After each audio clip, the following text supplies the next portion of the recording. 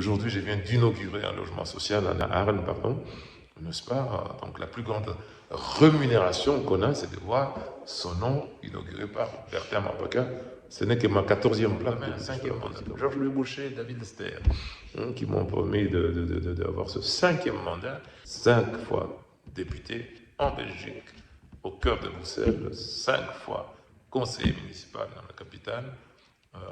Il y a un Dieu pour les innocents, M. Moïse, il faut quand même dire ça. Je ne fais pas du prosélytisme, je ne suis pas pasteur. Enfin, il y a un Dieu pour les innocents, n'est-ce pas, monsieur, j'ai oublié le nom du Locomé.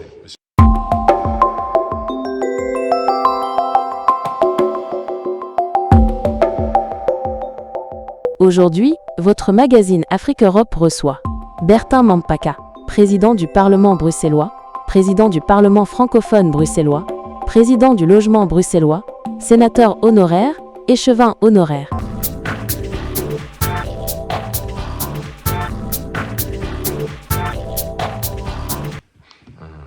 La vie politique, mon père a été parlementaire toute sa vie, mon grand-père chef de chefferie, administrateur de territoire adjoint. Mon arrière-grand-père également, la même chose, donc la politique est le métier qu'on fait vraiment dans ma famille. Et puis, je ne dis pas que j'ai été initié, mais j'ai accompagné mon père, j'avais 14 ans, lors de ses premières campagnes électorales au Congo, même s'il avait déjà siégé comme fils de chef de chefferie dans un parlement provincial, comme la constitution congolaise le permettait avant l'avènement de Mobutu à l'indépendance. Donc, c'est déjà une prédisposition, mais à la suite de mon parcours en Belgique aussi. Donc, je suis arrivé sous le boulevard Léopold III, dans une chaîne dont je tairai le nom parce que sinon il pourrait me faire un procès pour diffamation. Demander un boulot, et le responsable m'a dit: vous allez devoir commander des blancs. Je lui dis: est-ce que ça pose un problème? Il dit: vous êtes noir, donc si jamais il y a un problème d'insubordination, un blanc qui travaille bien pour nous et qui estime qu'un noir ne doit pas le commander, et que ce blanc a 20 ans d'ancienneté, nous allons devoir choisir entre vous, l'universitaire noir, et notre bon contremaître ou salarié blanc qui a déjà fait ses preuves. Alors j'ai compris qu'il y avait énormément de discrimination en matière d'embauche, qui existait déjà depuis longtemps. Et puis j'ai eu le parcours de beaucoup de Noirs dans ce pays. Un jour j'ai dû me cacher dans une société qui s'appelait Diversé à Forêt, donc rue Saint-Denis je crois. Je suis arrivé avec des jeans, je dis que je n'avais pas de diplôme universitaire, pour devenir magasinier, aller porter des bidons de 20 kilos pour charger des palettes pour faire des livraisons, donc victime de cette discrimination à l'emploi qui était récurrente. Je me suis dit qu'il fallait absolument, comment dirais-je, essayer de contourner le système pour un peu déconstruire les préjugés qu'il y a sur les Noirs pour le plus petit emploi. À cette époque-là, et même maintenant, il n'y a pas beaucoup de Noirs qui étaient caissiers dans un Deleuze ou dans un GB. Donc toutes ces questions-là m'ont poussé avec le bagage que j'avais, donc universitaire, l'université de Montseno, agrégé sur quoi je me suis dit il faut que je puisse, comment dirais-je, apporter ma part à la contribution. C'est pour lutter contre les discriminations qui m'a poussé de faire la politique en Belgique. Parce que sinon, si j'étais resté ou retourné au Congo, j'aurais pu prendre la circonscription électorale de mon père au Kasaï central à Demba, où mon père était député pendant toute sa carrière, où en tant que chef de chefferie, j'avais déjà quand même ce qu'on appelle un fonds de commerce électoral qui était déjà garanti, où se trouve actuellement mon jeune ami et frère, Thierry Moulumba, le fils du professeur Moulumba Kachi, n'est-ce pas, qui donc député, qui est le mari de Madame Onej Nsele, qui est ministre. Donc c'est ma circonscription électorale. Donc, mais il est plus jeune que moi et je suis content que ce soit lui qui prenne. Donc, je me suis lancé en politique belge, aussi pour pousser les jeunes noirs de Belgique à s'impliquer dans la vie sociale et politique du pays qui les avait accueillis, pour la plupart qui étaient naturalisés, mais surtout aussi pour démentir, si je peux dire ainsi, les préjugés dont beaucoup de nos concitoyens étaient victimes sur nos capacités à pouvoir nous intégrer dans la société belge ou pas, nos aptitudes à pouvoir gérer la chose publique ou pas. Donc c'est plusieurs arguments mis ensemble qui m'ont poussé à le faire. Je dois vous préciser que par la grâce divine, je dois rendre grâce à mon Dieu, donc chacun a ses convictions, n'est-ce pas? Quand je suis rentré en politique belge, j'étais déjà professeur dans l'enseignement supérieur sur le site de l'université de Mont-Zeno. J'avais la grâce de pouvoir payer mon loyer et rouler en voiture convenablement, donc je pouvais me contenter de vivre ma vie de professeur comme beaucoup de mes collègues l'ont fait, blancs ou autres, mais je me suis senti un devoir et l'obligation de pouvoir, comment dirais-je, embrasser ce combat, moi j'appelle ça un combat, de la diversité à travers les institutions, car mon expression à l'époque était la suivante, c'est que l'État belge ou l'État, le pouvoir public, discriminait plus même que le secteur privé. Je donnais des cours d'économie dans ma haute école, donc je donnais un exemple à mes étudiants pour dire que sur les 4 millions d'emplois qu'il y avait à l'époque, donc le pouvoir public belge disposait à peu près de 900 000 emplois quand on part de la commune jusqu'au plus haut, et qu'il était plus difficile pour un noir ou une minorité de pouvoir trouver une place dans la fonction publique et de travailler chez DHL, chez DPD, de travailler dans des sociétés privées, chez Deleuze ou chez d'autres. Donc c'était un constat en tant que professeur d'économie, sans une statistique que j'avais faite. Alors je me suis dit, il faut aller combattre la discrimination là où elle est institutionnalisée. Je rappelle que la ville de Bruxelles, municipalité par la grâce divine où je vais vite, où je suis toujours conseiller communal aujourd'hui, la régie foncière que je dirigeais de 2003 à 2007 pratiquement, mon prédécesseur ne voulait pas donner ces logements de la ville de Bruxelles à des minorités comme moi. Il a même dit un jour au conseil communal, le quartier Notre-Dame-en-Neige, celui qui est derrière le Parlement fédéral, c'était son petit Neuilly, il n'accepte pas n'importe qui. Donc même les pouvoirs publics discriminaient en matière de logement. Alors mon engagement a été fait sur base de tout ce constat, qui étaient des constats très violents. Et si vous faites des recherches, vous allez trouver qu'à ma première campagne électorale, ma deuxième en tout cas, en 2000, je fais un flyer dans lequel on dit « Savez-vous que notre ville était un haut lieu de discrimination ?» Et j'ai donné des chiffres. 13 conseillers CPS, pas un noir. 47 conseillers communaux, à l'époque il y en avait 47, maintenant il y en a 49. Pas un noir. 3000 policiers, pas un noir. 4000 enseignants, pas un noir. 2800 fonctionnaires CPS, pas un noir. Ça, c'était mon premier tract de campagne en 2000. Donc, c'est pour lutter contre la discrimination, mais surtout sortir les Noirs aussi de ce ghetto, de sortir de ce ghetto dans lequel ils se sont enfermés eux-mêmes en disant on est victime de discrimination.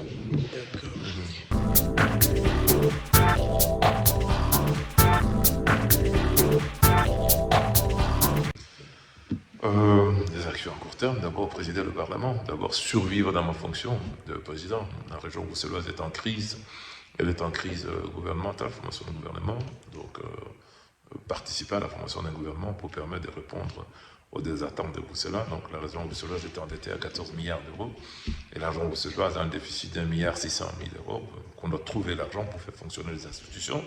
Donc ce que je dois faire comme tout président, comme tout Belge élu, c'est d'abord contribuer à aider ceux qui sont autour de la table pour négocier la formation d'un gouvernement d'une part, ensuite réduire ce déficit budgétaire, sans tuer les gens bien entendu, les chercher là où ceux qui nous ont précédés ont jeté l'argent public, alors qu'il n'y en a pas assez, pour permettre de pouvoir faire fonctionner encore cette région, cette ville qui est une ville capitale d'Europe, dans laquelle il y a beaucoup d'enjeux sur le plan de sécurité, de mobilité, de logement et d'emploi. Il y a beaucoup de chômeurs. Vous avez entendu que le fédéral a pris des mesures qui sont salutaires, je les salue d'ailleurs, celui de, comment dirais-je, de limiter le chômage à 2 ans.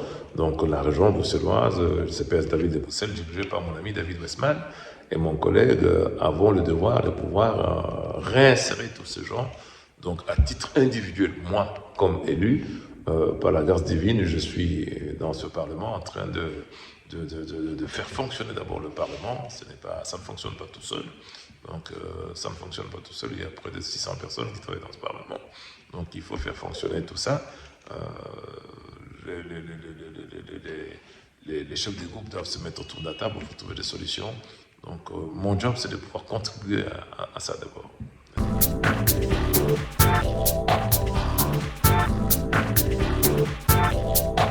Je n'aime pas le mot électeur, parce que nous sommes à 4 ans des élections, n'est-ce pas? J'ai fait 14 campagnes électorales et à travers ces campagnes, l'homme politique belge, tout simplement, est défié aujourd'hui. Donc ce n'est plus un métier qu'on fait avec beaucoup de fierté. André Anton, mon ancien collègue CDH, me disait, sa mère lui disait qu'à l'époque, quand on présentait un sénateur, les gens tiraient leur chapeau pour remercier. Donc tirer leur chapeau pour remercier. Aujourd'hui, quand on est un élu, on est déprécié. C'est encore plus difficile dans la communauté congolaise où nous sommes, n'est-ce pas? Donc l'élu que moi je suis, tous les jours je reçois 5 à 8 coups de téléphone, on me demande logement, travail, subside, visa, salle, c'est une fonction assez difficile comme élu.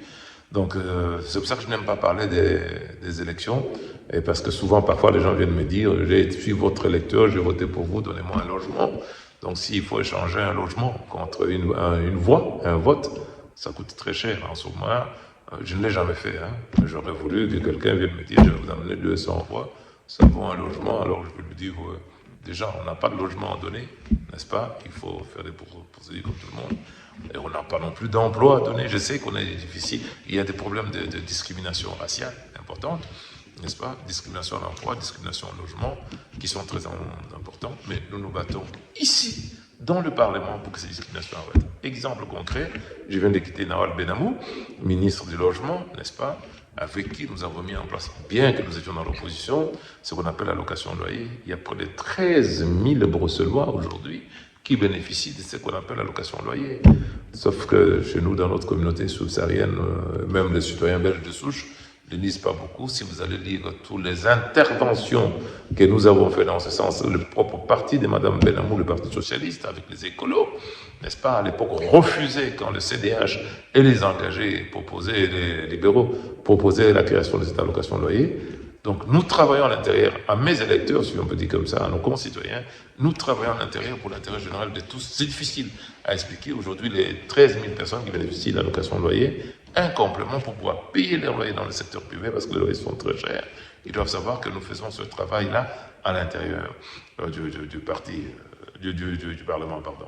Je parle aussi de ce qu'on appelle les agences immobilières sociales, 13 000 personnes, plus que près de 10 000 personnes qui bénéficient d'un logement pourvu par les agences immobilières sociales. On est pratiquement 20 000 personnes. Et puis la socialisation. Donc, si je peux dire aux électeurs en disant, si vous n'aimez pas la politique vous aime beaucoup. Elle vous aime plus que vous aimez vous-même. Parce que de votre naissance jusqu'à votre mort, à votre enterrement, n'est-ce pas, la politique s'occupe de vous, de tout, et de vous, de vos enfants, de tout ce que vous allez laisser, de votre héritage, que vous soyez riche ou pauvre, de vos dettes. C'est la politique qui s'occupe de vous. Donc c'est idiot de ne pas aimer la politique. En tout cas, c'est un devoir, un engagement. Moi, je dirais à mes électeurs, c'est que tout le monde ne doit pas s'impliquer en politique. Il faut une vocation. Retenez bien M. Moïndo. Ça veut dire noir chez les Congolais. N'est-ce pas? Donc retenez bien M. Moïndo. La politique, ce n'est pas un métier où on s'enrichit. Il y a un auteur américain, je ne sais pas lequel, qui a dit un politicien qui s'enrichit, on ne peut pas s'enrichir en politique à moins d'être un escroc, un détourneur, un voleur. Et le message que j'envoie à mes concitoyens, on ne peut pas s'enrichir. On n'est pas tous des voleurs en politique. On n'est pas tous corrompus en politique. Moi, je suis noir, on me voit de loin à 200 km quand j'arrive. Donc, si j'avais touché des enveloppes, que j'avais été corrompu, la Belgique ne m'aurait pas fait des cadeaux. N'est-ce pas? Les journalistes qui sont vos confrères ne m'ont jamais fait de cadeaux. Il faut s'investir en politique. Il faut s'investir. Mais pour s'investir dans la politique, c'est une passion. Aimer. Passion. C'est même une passion, c'est presque un envoûtement. On est ensorcelé, on est pris par ça. Quand on dit aimer passionnément une femme, c'est aimer au-delà de la raison. N'est-ce pas? La politique est une passion. La politique, pour moi aussi, c'est une vocation.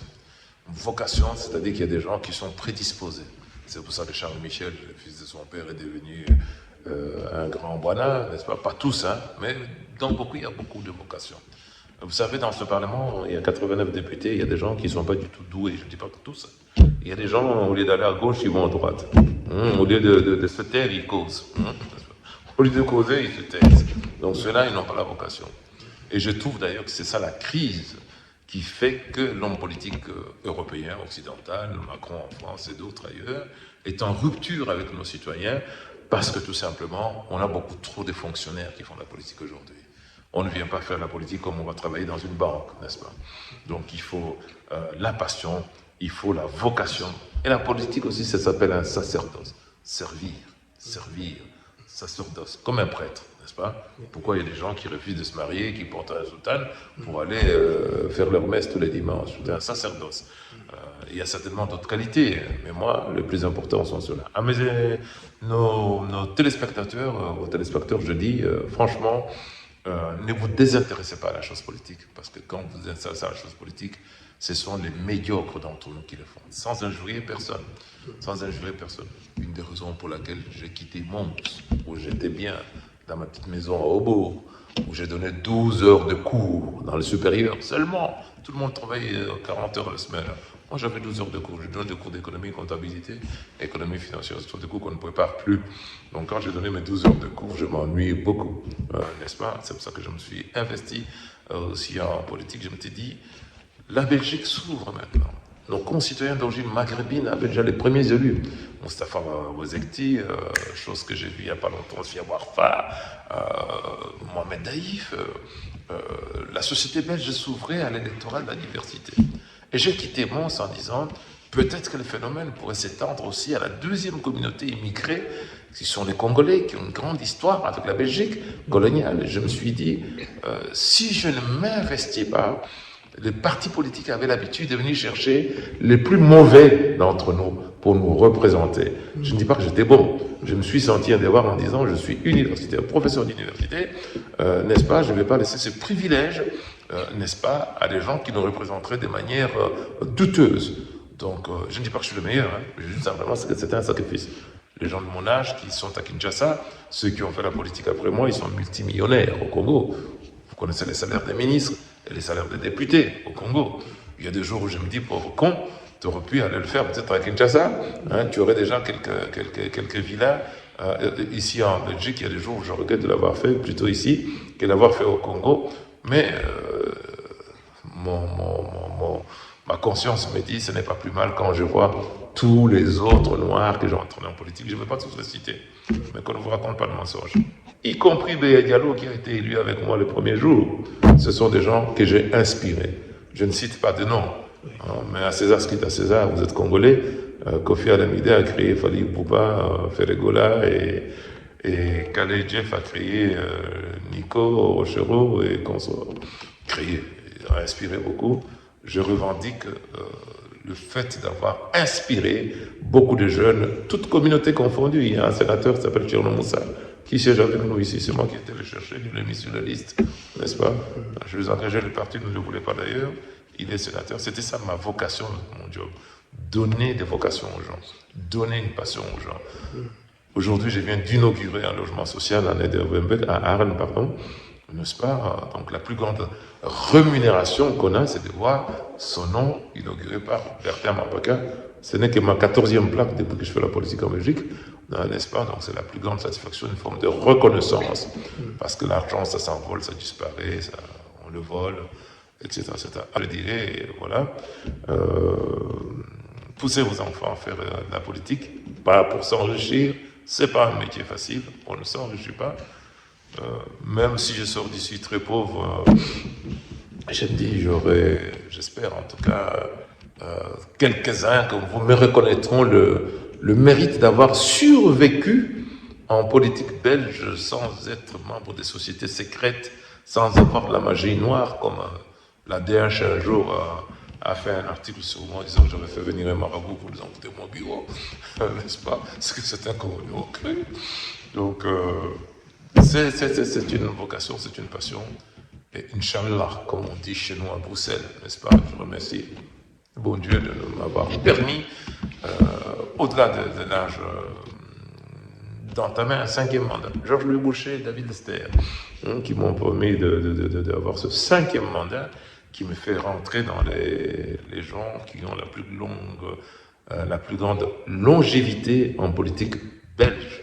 5 fois député en Belgique, au cœur de Bruxelles, 5 fois conseiller municipal dans la capitale. Il y a un Dieu pour les innocents, M. Moïse, il faut quand même dire ça. Je ne fais pas du prosélytisme, je ne suis pas pasteur. Enfin, il y a un Dieu pour les innocents.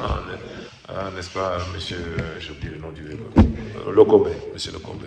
D'accord. Honorable Bertin Mpaka, vous êtes le président du Parlement de la région bruxelloise. Merci beaucoup de vous avoir accordé. Du Parlement francophone bruxellois. Oui, Parlement francophone bruxellois. Il y a vraiment un Dieu pour les dire comme ça. Hein. Je serai le seul président à avoir présidé. Oui. Et le Parlement bruxellois et le Parlement francophone bruxellois, c'est deux parlements différents. Car le Parlement bruxellois englobe le Parlement francophone bruxellois et le Parlement flamand bruxellois qui font le Parlement bruxellois. Donc ici, Dieu m'a permis de pouvoir avoir deux casquettes. Président, si vous venez vendredi prochain, par exemple, je vais présider le Parlement francophone bruxellois, où il y a 72 bruxellois, uniquement les francophones de Bruxelles, n'est-ce pas? Et si vous venez le vendredi d'après, je vais présider le Parlement bruxellois, dans lequel vous allez trouver les 72 bruxellois, auxquels il faut ajouter les 17 flamands pour faire un Parlement bruxellois. Quelles sont les compétences? Beaucoup de vos électeurs ne savent pas. Quand on parle de la STIB, c'est ici qu'on décide. Quand on parle de taxis, c'est ici qu'on décide. Quand on parle des avions, des trains et des bateaux, ce n'est plus ici, n'est-ce pas? Donc il y a une répartition de compétences très importante. Quand on parle de logement, du prix de loyer, c'est ici, ce n'est plus au fédéral qu'on parle de ça. Quand on parle de la défense des militaires, ce n'est plus ici, c'est au fédéral. Quand on parle de l'enseignement des journalistes, votre métier, ce n'est pas ici, c'est à la Fédération de Bruxelles. Donc voilà la subtilité de ce qu'on appelle la lasagne institutionnelle belge, que beaucoup d'étudiants ne connaissent pas, et encore moins les diplomates, etc., etc., etc. Mais à l'occasion, si vous avez d'autres émissions à faire outre cette interview, moi je suis passionné de pouvoir transférer ou transmettre les aspects spécifiques de notre fonctionnement belge qu'on nous envie par beaucoup de gens. Regardez, ça va faire 16 mois qu'on n'a pas de gouvernement, ça tourne toujours, même s'il y a du déficit, quoi. Ça tourne quand même, les fonctionnaires sont payés, on n'est pas en shutdown comme aux États-Unis. Ça vaut vraiment la peine de connaître ce système, beaucoup de gens nous l'ont dit. Merci beaucoup de vous être accordé à notre magazine Europe Afrique. Merci. C'est moi qui vous remercie.